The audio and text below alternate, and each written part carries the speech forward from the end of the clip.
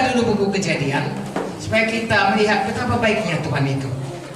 Kejadian 1, 26, 27, 28 kita akan baca bersama-sama.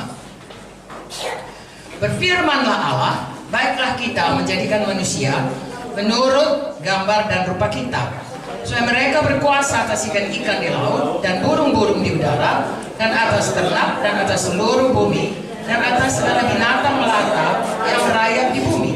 Maka Allah menciptakan manusia itu menurut gambarnya, menurut gambar Allah diciptakannya dia, laki-laki dan perempuan diciptakannya mereka. Allah memberkati mereka, lalu Allah berfirman pada mereka, beranak cuculah dan bertambah banyak, penuhilah bumi, lalu karena itu berkuasalah atas ikan-ikan di laut, burung-burung di udara, dan atas segala binatang yang merayap di bumi. Amin. Nah, kalau kita lihat dari sini, saudaraku, betapa baiknya Tuhan itu menciptakan manusia. Dari awal kalau kita baca dari pasal 1 ayat 1 dan seterusnya, dia menciptakan begitu baiknya Taman Eden. Barulah diciptakannya manusia. Untuk manusia hanya berdua saja, mula-mula hanya satu saja. Tuhan sudah memberikan Taman Eden yang begitu indah. Sebenarnya Tuhan itu baik kepada kita. Dan itulah memang maksudnya dari mulanya. Ya, untuk menciptakan kita segambar dengan dia. Dan di sini kita lihat dikatakannya di sini, maka Tuhan menjadikan ayat 26, baiklah kita menjadikan manusia menurut gambar dan rupa kita, dan supaya mereka berkuasa.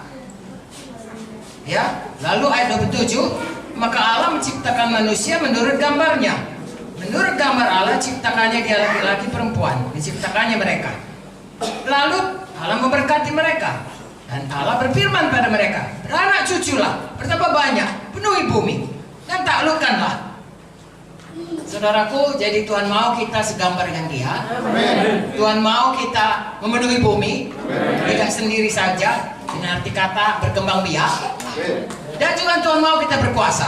Amen. Ya, kita tinggal di bumi ini, seharusnya kita yang berkuasa. Amen. Tuhan menyerahkan bumi ini di bawah kuasa Adam dan Hawa. Amen. Tapi saudaraku, sama seperti cerita perwira yang berkata, bagaimana kalau aku memerintahkan kepada bawahanku pergi, dia pergi.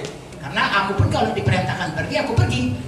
Artinya kalau kita patuh kepada atasan, maka bawahan kita punya otoritas terhadap bawahan kita. Selama manusia pertama Adam dan Hawa patuh kepada Tuhan, bumi ini takluk kepadanya.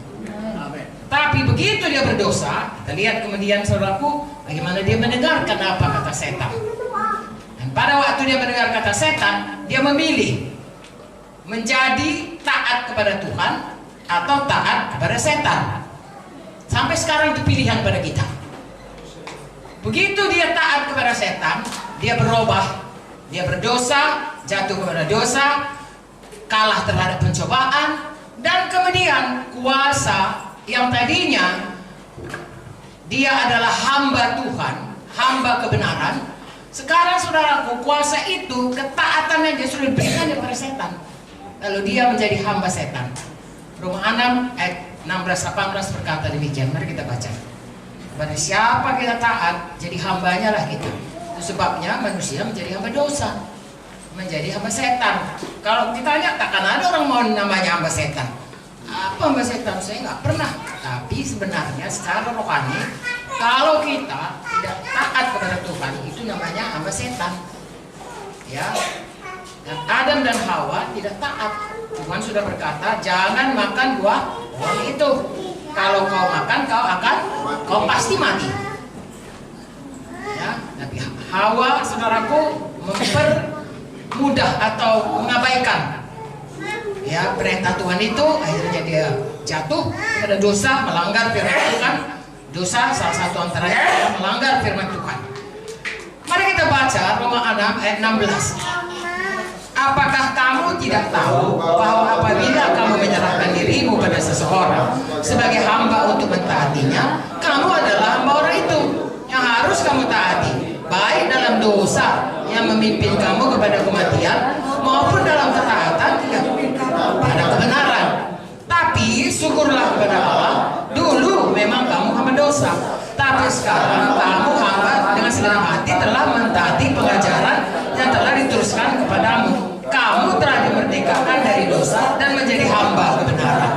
Ini terjadi pada waktu kita menerima Yesus. Ya, saya kembali kepada kejadian tadi. Pada saat mereka mendengarkan apa dikatakan tipu daya setan, setan itu dari mulanya adalah bapa pembohong. Amin. Pada waktu Tuhan berkata, jangan kau makan. Kalau kau makan, berarti kau mati.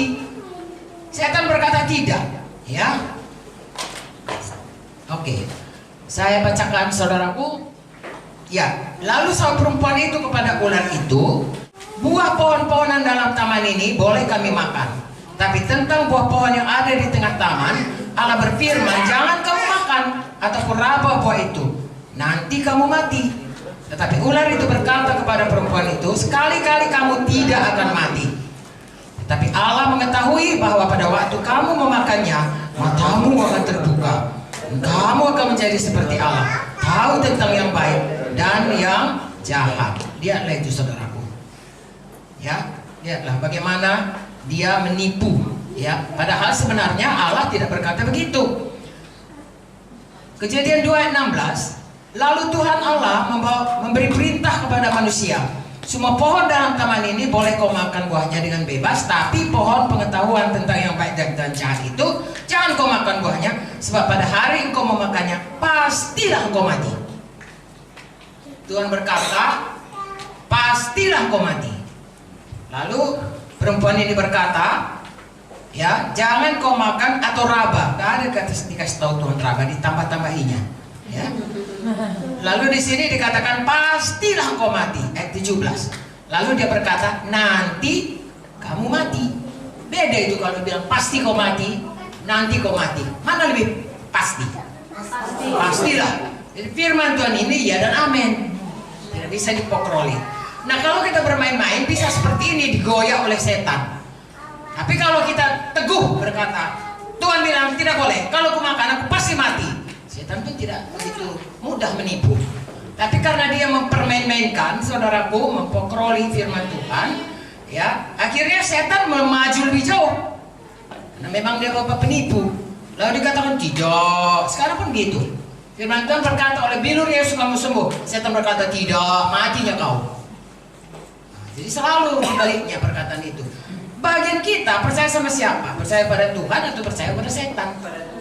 Nah, bagus. Percaya pada Tuhan maka kita tetap jadi hamba kebenaran.